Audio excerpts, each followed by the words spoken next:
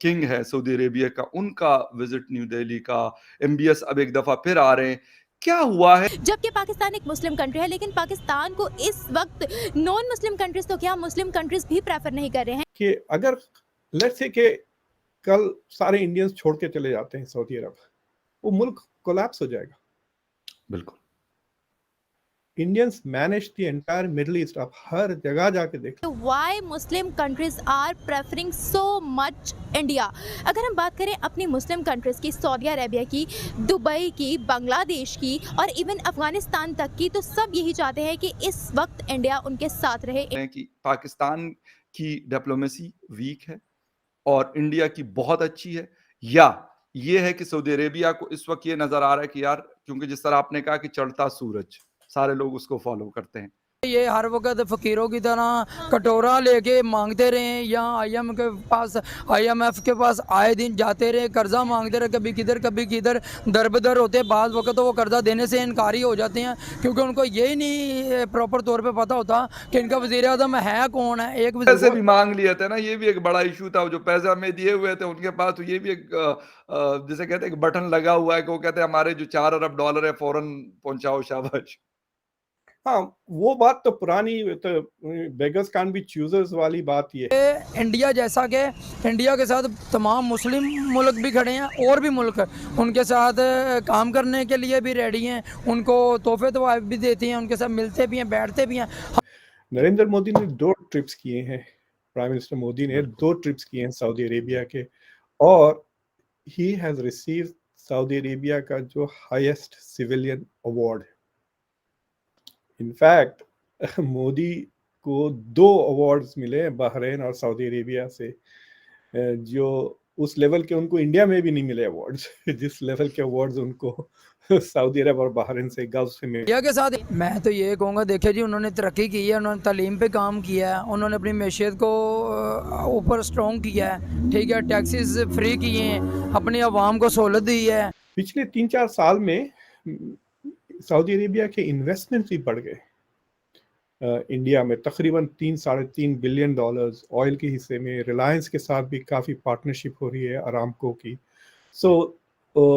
So there is an actual investment going on. یہ سارا ایسا ہے جیسے پاکستان نہیں، ہم کسی عجیب و غریب دنیا کے اندر بسے ہوئے ہیں. اس سے کیا ہوگا؟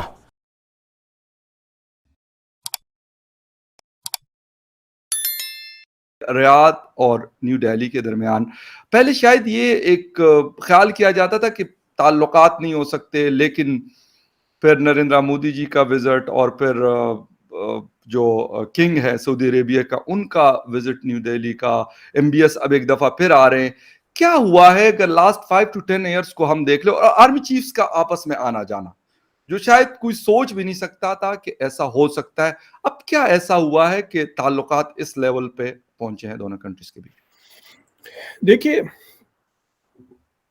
there are 2 things. ایک کہ کچھ فرق آ گیا ہے، something has changed. تو ہم وہ سمجھنے کی کوشش کریں گے کہ what has changed. دوسری چیز یہ ہے کہ جو ہمارا پرسیپشن تھا کہ سعودی عربیہ کے رشتہ پاکستان کے ساتھ مضبوط ہے، was clouding the perception کہ انڈیا اور سعودی عربیہ کے تعلقات میں کوئی نگیٹیوٹی نہیں ہے. سمجھے آپ؟ اتنا وہ بہت اچھے مطلب لنگوٹی یار تو نہیں تھے، but there were never any bad relations. مجھے یہ پڑھ کے تعجب ہوا کہ کنگ عبدالعزیز بھی انڈیا آئے تھے 55 کی بات، اور اس کے بعد جواہر لال پنڈت نہرو بھی گئے وہاں پر. پھر منموہن سنگھ کے زمانے میں 2000 میرے خیال سے 12 میں شاید جو کرنٹ کنگ ہے وہ انڈیا آئے، یا king Abdullah, one of the kings came to India 2000 میں. منموہن سنگھ بھی گئے.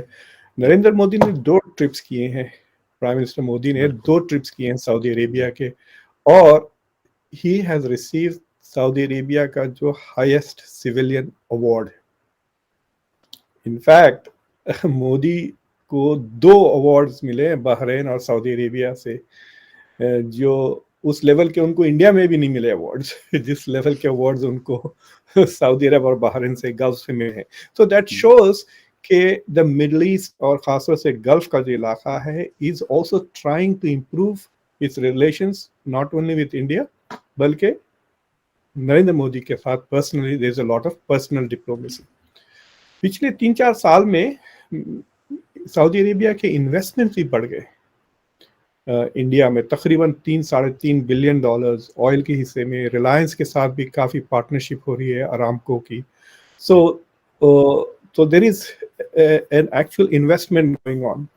ٹریڈ تو بہت ہی زیادہ ہے، سالانہ تقریباً $30 بلین کا ٹریڈ ہے.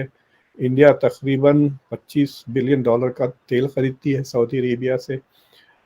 سب سے زیادہ عراق سے خریدتی ہے، اس کے بعد سعودی عربیہ. بیچ میں یہ رشیا آ گئی، یہ کرنٹ یوکرین وار کے وہ because of the discount 30% discount جو مل رہا ہے اس میں.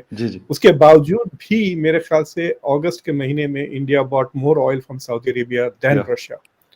ہاں تو 25 بلین تک وہاں ہے. پھر انڈیا کے ایکسپورٹس بھی سعودی عربیہ کو کچھ 6-7 بلین کی رینج میں ہے. تو it is India is I think Saudi Arabia India 4th biggest trading partners ہے.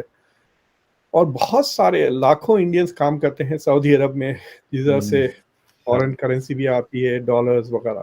سو there are lots of financial relations. اور اب کلچرل ریلیشنز بھی بڑھنے لگے ہیں. میں سنا کہ یوگا بہت پاپولر ہو گیا ہے سعودی عرب میں. So there is also lot of cultural relationships بڑھ رہے ہیں. تو اس کی بدلنے کی وجوہات کیا ہے؟ There are 2 or 3 reasons. ایک کہ نریندر مودی نے خود 2014 کے بعد جب وہ آئے، انہوں نے جینوئنلی بہت کوششیں کی، خاص طور سے گلف اور مڈل ایسٹ کے ملکوں کے ساتھ تعلقات بڑھانے کی انڈیا کی. So he went out personally, diplomacy وغیرہ. کیونکہ جو بھارتیہ جنتا پارٹی گورنمنٹ کے خلاف جو کرٹیسزم آتا ہے کہ it is not good for Muslims at home, اس کرٹیسزم کو یہ نیوٹرلائز کر دیتا ہے نا کہ it has better relations with Muslims all over the world.